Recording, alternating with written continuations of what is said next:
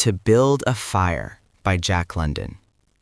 Day had broken cold and gray, exceedingly cold and gray, when the man turned aside from the main Yukon trail and climbed the high earth bank, where a dim and little-traveled trail led eastward through the fat spruce timberland.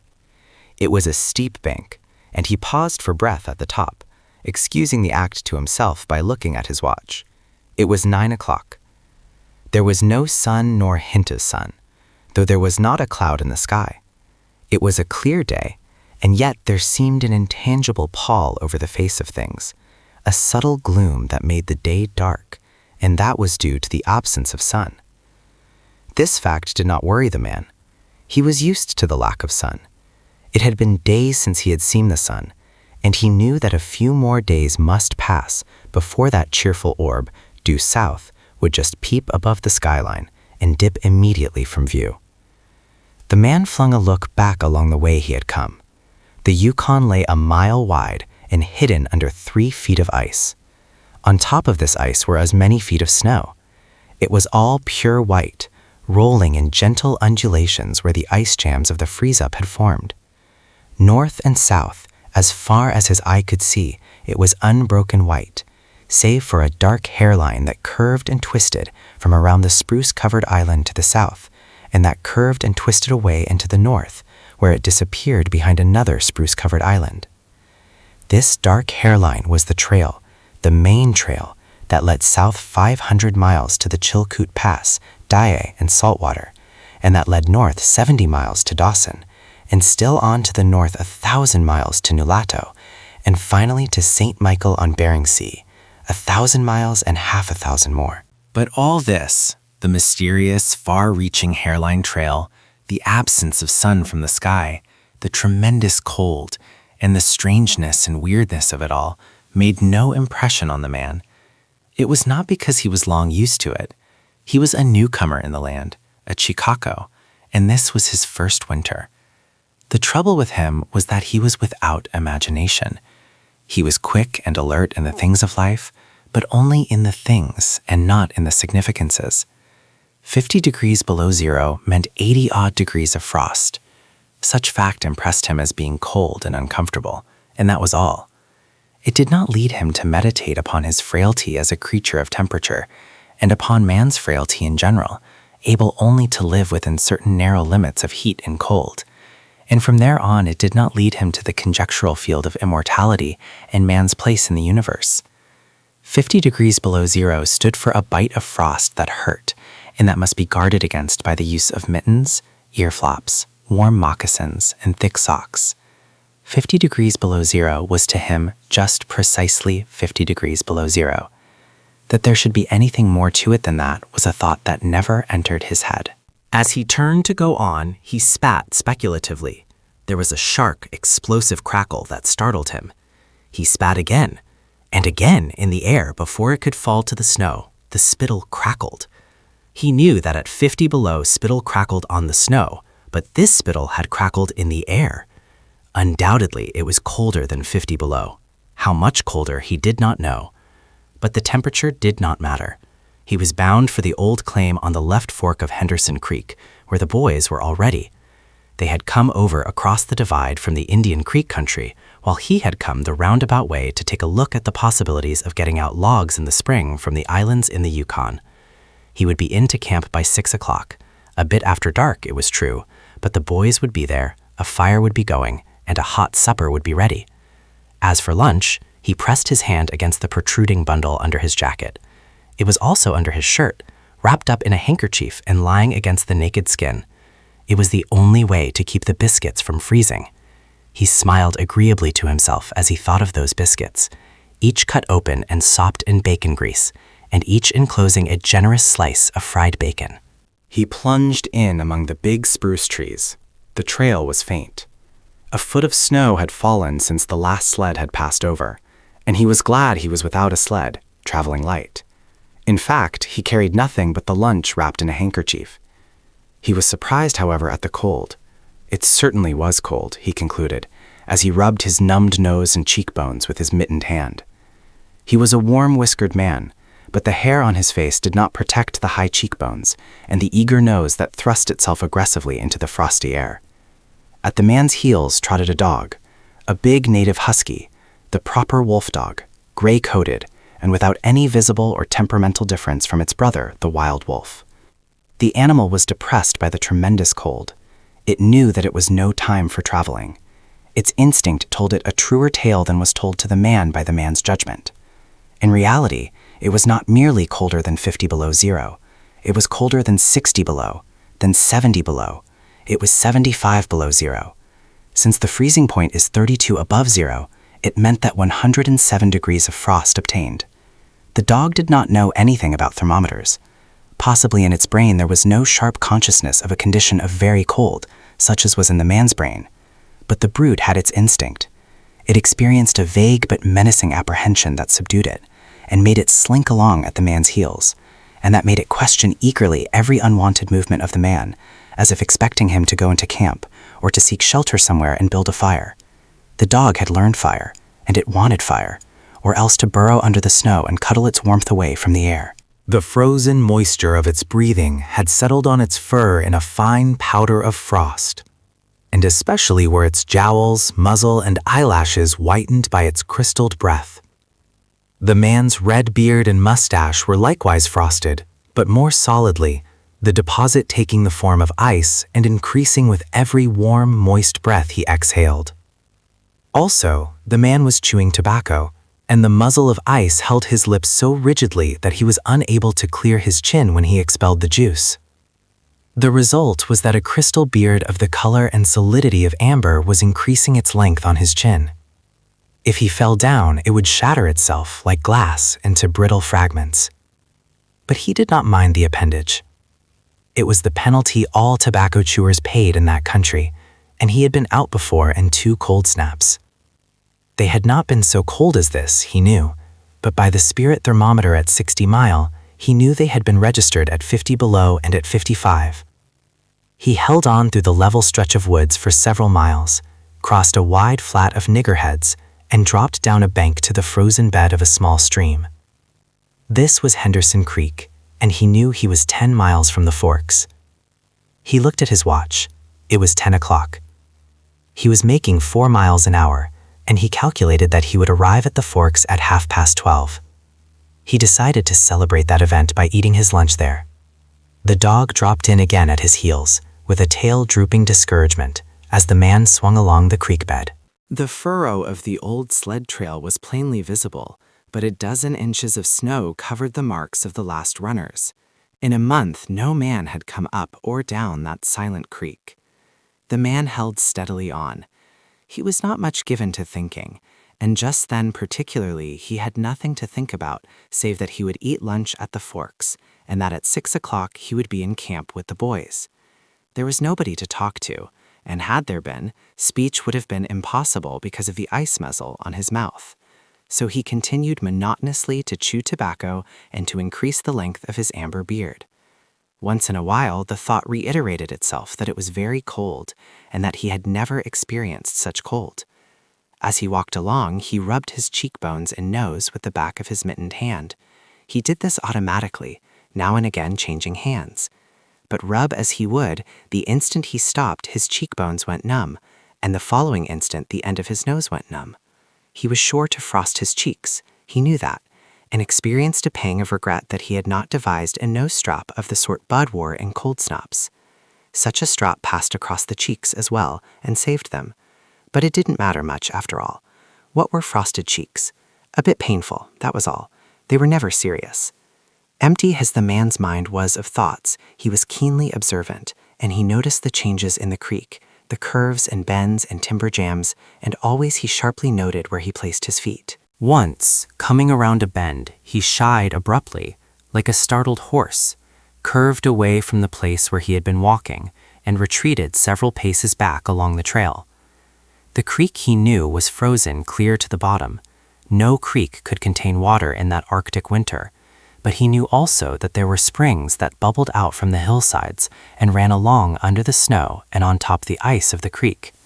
He knew that the coldest snaps never froze these springs, and he knew likewise their danger. They were traps, They hid pools of water under the snow that might be 3 inches deep or 3 feet. Sometimes a skin of ice half an inch thick covered them, and in turn was covered by the snow. Sometimes there were alternate layers of water and ice skin, so that when one broke through, he kept on breaking through for a while, sometimes wetting himself to the waist. That was why he had shied in such panic. He had felt the give under his feet and heard the crackle of a snow-hidden ice skin. And to get his feet wet in such a temperature meant trouble and danger. At the very least, it meant delay, for he would be forced to stop and build a fire, and under its protection to bare his feet while he dried his socks and moccasins. He stood and studied the creek bed and its banks, and decided that the flow of water came from the right. He reflected a while, rubbing his nose and cheeks, then skirted to the left, stepping gingerly and testing the footing for each step. Once clear of the danger, he took a fresh chew of tobacco and swung along at his 4-mile gait. In the course of the next 2 hours, he came upon several similar traps. Usually, the snow above the hidden pools had a sunken, candied appearance that advertised the danger. Once again, however, he had a close call, and once, suspecting danger, he compelled the dog to go on in front. The dog did not want to go. It hung back until the man shoved it forward, and then it went quickly across the white, unbroken surface. Suddenly, it broke through, floundered to one side, and got away to firmer footing. It had wet its 4 feet and legs, and almost immediately the water that clung to it turned to ice. It made quick efforts to lick the ice off its legs, then dropped down in the snow and began to bite out the ice that had formed between the toes. This was a matter of instinct. To permit the ice to remain would mean sore feet. It did not know this. It merely obeyed the mysterious prompting that arose from the deep crypts of its being. But the man knew, having achieved a judgment on the subject, and he removed the mitten from his right hand and helped tear out the ice particles. He did not expose his fingers more than a minute, and was astonished at the swift numbness that smote them. It certainly was cold. He pulled on the mitten hastily and beat the hand savagely across his chest. At 12 o'clock, the day was at its brightest, yet the sun was too far south on its winter journey to clear the horizon. The bulge of the earth intervened between it and Henderson Creek, where the man walked under a clear sky at noon and cast no shadow. At 12:30, to the minute, he arrived at the forks of the creek. He was pleased at the speed he had made. If he kept it up, he would certainly be with the boys by 6. He unbuttoned his jacket and shirt and drew forth his lunch. The action consumed no more than a quarter of a minute, yet in that brief moment, the numbness laid hold of the exposed fingers. He did not put the mitten on, but instead struck the fingers a dozen sharp smashes against his leg. Then he sat down on a snow-covered log to eat. The sting that followed upon the striking of his fingers against his leg ceased so quickly that he was startled. He had had no chance to take a bite of biscuit. He struck the fingers repeatedly and returned them to the mitten, baring the other hand for the purpose of eating. He tried to take a mouthful, but the ice muzzle prevented. He had forgotten to build a fire and thaw out. He chuckled at his foolishness, and as he chuckled, he noted the numbness creeping into the exposed fingers. Also, he noted that the stinging which had first come to his toes when he sat down was already passing away. He wondered whether the toes were warm or numbed. He moved them inside the moccasins and decided that they were numbed. He pulled the mitten on hurriedly and stood up. He was a bit frightened. He stamped up and down until the stinging returned into the feet. It certainly was cold, was his thought. That man from Sulphur Creek had spoken the truth when telling how cold it sometimes got in the country, and he had laughed at him at the time. That showed one must not be too sure of things. There was no mistake about it. It was cold. He strode up and down, stamping his feet and threshing his arms, until reassured by the returning warmth. Then he got out matches and proceeded to make a fire. From the undergrowth, where high water of the previous spring had lodged a supply of seasoned twigs, he got his firewood. Working carefully from a small beginning, he soon had a roaring fire, over which he thawed the ice from his face, and in the protection of which he ate his biscuits. For the moment, the cold of space was outwitted. The dog took satisfaction in the fire, stretching out close enough for warmth and far enough away to escape being singed. When the man had finished, he filled his pipe and took his comfortable time over a smoke. Then he pulled on his mittens, settled the ear flaps of his cap firmly about his ears, and took the creek trail up the left fork. The dog was disappointed and yearned back toward the fire. This man did not know cold. Possibly all the generations of his ancestry had been ignorant of cold, of real cold, of cold 107 degrees below freezing point. But the dog knew, all its ancestry knew, and it had inherited the knowledge. And it knew that it was not good to walk abroad in such fearful cold. It was the time to lie snug in a hole in the snow and wait for a curtain of cloud to be drawn across the face of outer space, whence this cold came. On the other hand, there was keen intimacy between the dog and the man. The one was the toil slave of the other, and the only caresses it had ever received were the caresses of the whiplash and of harsh and menacing throat sounds that threatened the whiplash. So the dog made no effort to communicate its apprehension to the man. It was not concerned in the welfare of the man. It was for its own sake that it yearned back toward the fire. But the man whistled and spoke to it with the sound of whiplashes, and the dog swung in at the man's heels and followed after. The man took a chew of tobacco and proceeded to start a new amber beard. Also, his moist breath quickly powdered with white his mustache, eyebrows, and lashes. There did not seem to be so many springs on the left fork of the Henderson, and for half an hour the man saw no signs of any. And then it happened. At a place where there were no signs, where the soft, unbroken snow seemed to advertise solidity beneath, the man broke through. It was not deep. He wetted himself halfway to the knees before he floundered out to the firm crust. He was angry and cursed his luck aloud. He had hoped to get into camp with the boys at 6 o'clock, and this would delay him an hour, for he would have to build a fire and dry out his footgear. This was imperative at that low temperature. He knew that much, and he turned aside to the bank, which he climbed. On top, tangled in the underbrush about the trunks of several small spruce trees, was a high water deposit of dry firewood, sticks and twigs principally, but also larger portions of seasoned branches and fine dry last year's grasses. He threw down several large pieces on top of the snow. This served for a foundation and prevented the young flame from drowning itself in the snow it otherwise would melt. The flame he got by touching a match to a small shred of birch bark that he took from his pocket. This burned even more readily than paper. Placing it on the foundation, he fed the young flame with wisps of dry grass and with the tiniest dry twigs. He worked slowly and carefully, keenly aware of his danger. Gradually, as the flame grew stronger, he increased the size of the twigs with which he fed it. He squatted in the snow, pulling the twigs out from their entanglement in the brush and feeding directly to the flame. He knew there must be no failure. When it is 75 below zero, a man must not fail in his first attempt to build a fire. That is, if his feet are wet. If his feet are dry and he fails, he can run along the trail for half a mile and restore his circulation. But the circulation of wet and freezing feet cannot be restored by running when it is 75 below.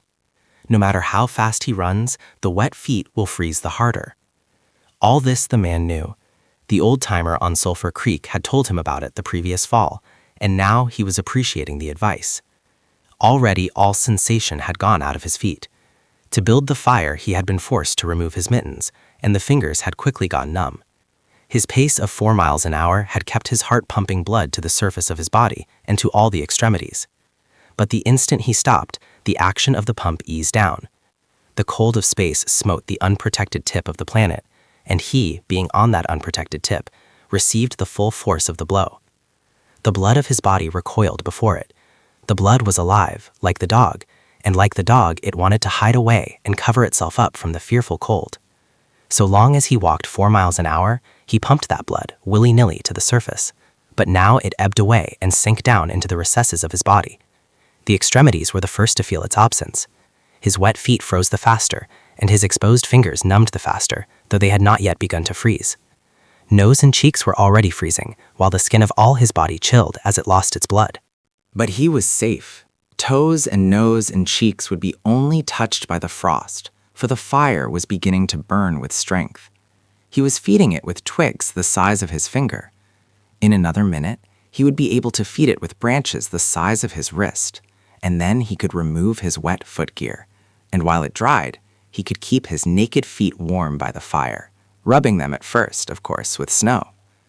The fire was a success. He was safe. He remembered the advice of the old-timer on Sulphur Creek and smiled.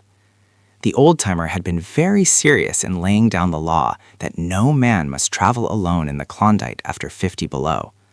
Well, here he was. He had had the accident, he was alone, and he had saved himself. Those old-timers were rather womanish, some of them, he thought. All a man had to do was to keep his head, and he was all right. Any man who was a man could travel alone. But it was surprising the rapidity with which his cheeks and nose were freezing, and he had not thought his fingers could go lifeless in so short a time. Lifeless they were, for he could scarcely make them move together to grip a twig, and they seemed remote from his body and from him. When he touched a twig, he had to look and see whether or not he had hold of it. The wires were pretty well down between him and his finger ends, all of which counted for little. There was the fire, snapping and crackling, and promising life with every dancing flame. He started to untie his moccasins. They were coated with ice. The thick German socks were like sheaths of iron halfway to the knees, and the moccasin strings were like rods of steel, all twisted and knotted as by some conflagration. For a moment he tugged with his numbed fingers. Then, realizing the folly of it, he drew his sheath knife.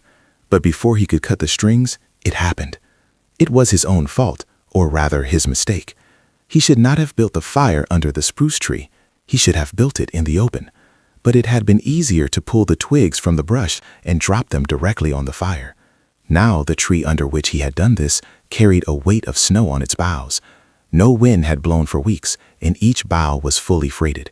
Each time he had pulled a twig, he had communicated a slight agitation to the tree, an imperceptible agitation, so far as he was concerned, but an agitation sufficient to bring about the disaster. High up in the tree, one bough capsized its load of snow. This fell on the boughs beneath, capsizing them. This process continued, spreading out and involving the whole tree.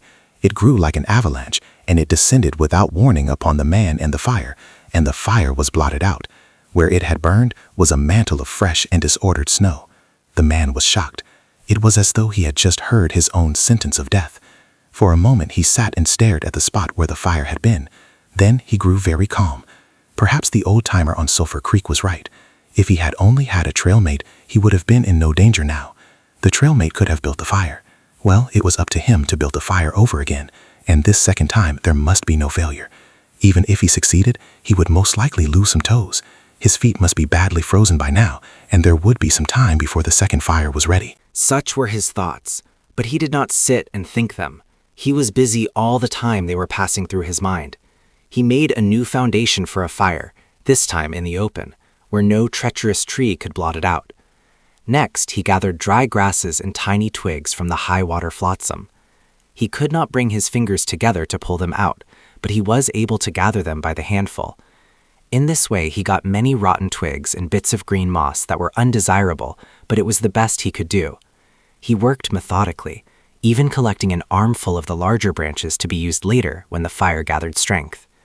And all the while the dog sat and watched him, a certain yearning wistfulness in its eyes, for it looked upon him as the fire provider, and the fire was slow in coming. When all was ready, the man reached in his pocket for a second piece of birch bark. He knew the bark was there, and though he could not feel it with his fingers, he could hear its crisp rustling as he fumbled for it. Try as he would, he could not clutch hold of it, and all the time in his consciousness was the knowledge that each instant his feet were freezing. This thought tended to put him in a panic, but he fought against it and kept calm. He pulled on his mittens with his teeth and threshed his arms back and forth, beating his hands with all his might against his sides. He did this sitting down, and he stood up to do it, and all the while the dog sat in the snow, its wolf brush of a tail curled around warmly over its forefeet, its sharp wolf ears pricked forward intently as it watched the man. And the man, as he beat and threshed with his arms and hands, felt a great surge of envy as he regarded the creature that was warm and secure in its natural covering. After a time, he was aware of the first faraway signals of sensation in his beaten fingers. The faint tingling grew stronger till it evolved into a stinging ache that was excruciating, but which the man hailed with satisfaction. He stripped the mitten from his right hand and fetched forth the birch bark. The exposed fingers were quickly going numb again. Next, he brought out his bunch of sulfur matches, but the tremendous cold had already driven the life out of his fingers. In his effort to separate one match from the others, the whole bunch fell in the snow. He tried to pick it out of the snow, but failed. The dead fingers could neither touch nor clutch. He was very careful. He drove the thought of his freezing feet and nose and cheeks out of his mind, devoting his whole soul to the matches. He watched, using the sense of vision in place of that of touch, and when he saw his fingers on each side the bunch, he closed them. That is, he willed to close them, for the wires were drawn, and the fingers did not obey. He pulled the mitten on the right hand and beat it fiercely against his knee. Then, with both mittened hands, he scooped the bunch of matches, along with much snow, into his lap. Yet he was no better off. After some manipulation, he managed to get the bunch between the heels of his mittened hands. In this fashion, he carried it to his mouth. The ice crackled and snapped when by a violent effort he opened his mouth. He drew the lower jaw in, curled the upper lip out of the way, and scraped the bunch with his upper teeth in order to separate a match. He succeeded in getting one, which he dropped on his lap. He was no better off. He could not pick it up. Then he devised a way. He picked it up in his teeth and scratched it on his leg. 20 times he scratched before he succeeded in lighting it. As it flamed, he held it with his teeth to the birch bark. But the burning brimstone went up his nostrils and into his lungs, causing him to cough spasmodically. The match fell into the snow and went out. The old-timer on Sulphur Creek was right, he thought in the moment of controlled despair that ensued. After 50 below, a man should travel with a partner. He beat his hands, but failed in exciting any sensation. Suddenly, he bared both hands, removing the mittens with his teeth. He caught the whole bunch between the heels of his hands. His arm muscles not being frozen enabled him to press the hand heels tightly against the matches. Then he scratched the bunch along his leg. It flared into flame, 70 sulfur matches at once. There was no wind to blow them out. He kept his head to one side to escape the strangling fumes, and held the blazing bunch to the birch bark. As he so held it, he became aware of sensation in his hand. His flesh was burning. He could smell it. Deep down below the surface, he could feel it. The sensation developed into pain that grew acute.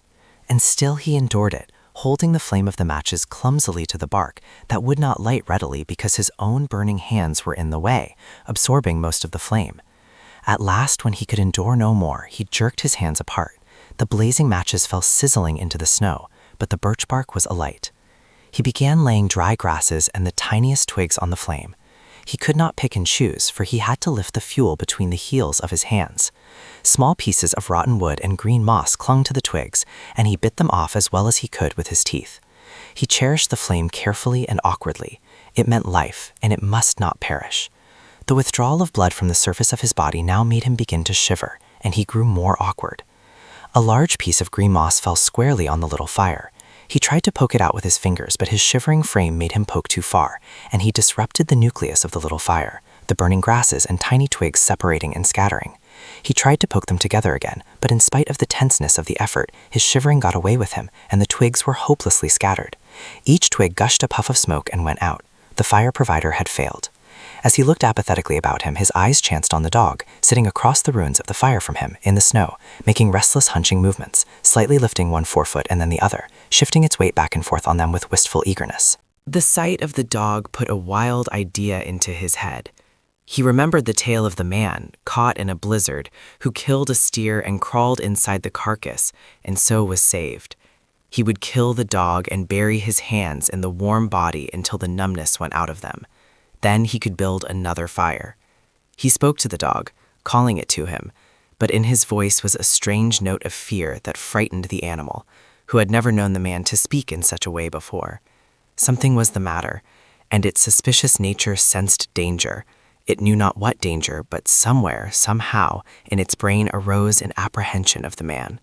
It flattened its ears down at the sound of the man's voice, and its restless, hunching movements and the liftings and shiftings of its forefeet became more pronounced, but it would not come to the man.